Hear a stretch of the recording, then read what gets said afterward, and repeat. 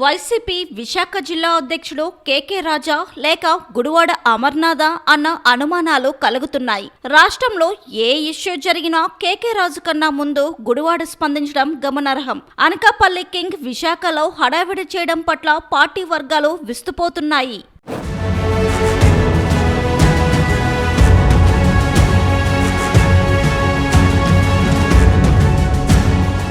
అసెంబ్లీలో 11 సీట్లకు పడిపోయిన వైసీపీ ఇప్పుడు ప్రతిపక్ష హోదా సైతం కోల్పోవడం తెలిసిందే. ఇలాంటి పరిస్థితుల్లో ఫుల్ టైం పొలిటీషియన్ ఎంతైనా అవసరమనే చెప్పాలి. విశాఖ వైసీపీ అధ్యక్షుడుగా కేకే రాజు ఉన్నా సరే పార్టీ ఆఫీస్లో అనకాపల్లి జిల్లా అధ్యక్షుడు గుడివాడ అమర్నాథ్ హవా నడుస్తుందని పార్టీ వర్గాలు చెబుతున్నాయి. ఆయన గత ప్రభుత్వంలో మంత్రిగా పనిచేసిన అనుభవం ఉంది. అలాగే విశాఖ జిల్లా అధ్యక్షుడిగా సైతం పనిచేయడం తెలిసిందే. ఆయన తరువాత విశాఖ నార్త్ అధ్యక్షుడిగా ఉన్న కేకే రాజు పార్టీ పగ్గాలు చేపట్టారు.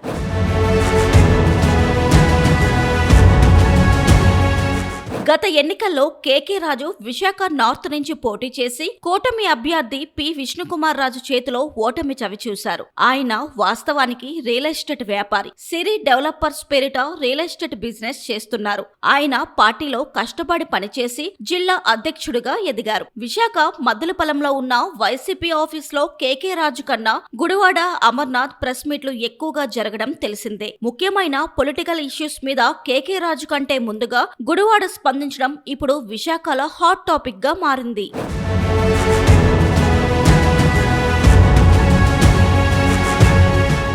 విశాఖ అధ్యక్షుడి వ్యవహారం ఇలా ఉంటే పార్టీ ఉత్తరాంధ్ర సమన్వయకర్త విషయం మరోలా ఉంది. ఇక్కడ మాజీ మంత్రి ఎమ్మెల్సీ బొత్స సత్యనారాయణను కాదని కాకినాడకు చెందిన మాజీ మంత్రి కురసాల కన్నబాబును పార్టీ మీద రుద్దడం జగన్ వేసిన రాంగ్ స్టెప్ అనే చెప్పాలి. కన్నబాబు నాన్ లోకల్ కావడంతో ఆయన చుట్టపు చూపుగా వచ్చి వెళ్లిపోతున్నారు. వైసీపీ మేయర్ హరివెంకట కుమారి కుర్చీని సైతం పార్టీ కేడర్ కాపాడుకోలేకపోవడం పార్టీ పరువు తీసిందనే చెప్పాలి. పలు పట్టణాల్లో మేయర్ పీఠాలు కోల్పోయిన నేపథ్యంలో విశాఖ మేయర్ పీఠం కోల్పోకుండా వ్యూహాలు రచించడంలో పార్టీ వర్గాలు ఘోరంగా విఫలమయ్యాయి. ఫలితంగా టీడీపీ కార్పొరేటర్ పీలా శ్రీనివాసరావు ఇప్పుడు మేయర్ కుర్చీలో ఉన్నారు.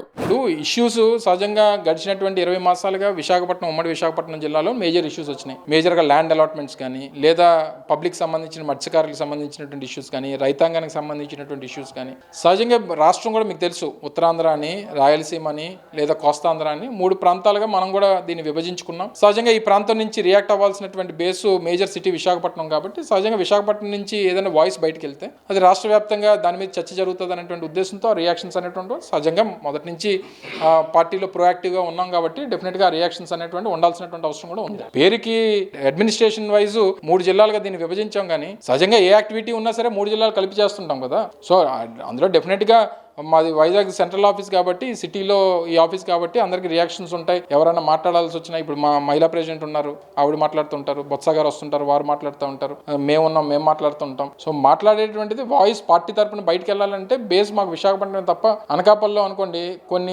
కొంతమంది వస్తుంటారు, కొంతమంది రాకపోవచ్చు, లేకపోతే కొన్ని రియాక్షన్స్ అంత ఫాస్ట్ గా పబ్లిక్ లోకి వెళ్ళకపోవచ్చు అనేటువంటి కొన్ని ఇష్యూస్ ఉన్నాయి. సో ఆ ఉద్దేశంతోనే వైజాగ్ బేస్ కింద డెఫినెట్ గా తీసుకుంటాం. మామూలుగా ఎప్పుడైనా ఏదైనా ఇష్యూస్ ఉన్నప్పుడు వైజాగ్ లో తప్ప మిగిలిన అంత టైంలో కూడా మేము అనకాపల్లి సరౌండింగ్స్ లో ఉన్నటువంటి డిఫరెంట్ పొలిటికల్ యాక్టివిటీస్ లో కానీ ఫంక్షన్స్ లో కానీ అట్లా కానీ రియాక్ట్ అయ్యి మేము ప్రెజెంట్ అవుతుంటాం. ప్రోగ్రామ్ అయింది, ప్రెస్ కాన్ఫరెన్స్ ఇది అయిపోయిన తర్వాత మధ్యాహ్నం 2-3 యాక్టివిటీస్ ఇటు బుచ్చిపేట మండలం కానీ లేకపోతే చోడవరం మండలం కానీ లేదా ఇతర మండలాల్లో కానీ ఉంటాయి, అటెండ్ అవుతుంటాం. సో ఎప్పటికప్పుడు ఈ మధ్యకాలంలో ఫోన్ కూడా ఉంది కాబట్టి ఏది ఉన్నా సరే ఫోన్లో మాకు ఇన్ఫర్మేషన్ వస్తుంటుంది, దాన్ని బట్టి రియాక్షన్స్ అనేటువంటి ఉంటుంటాయి.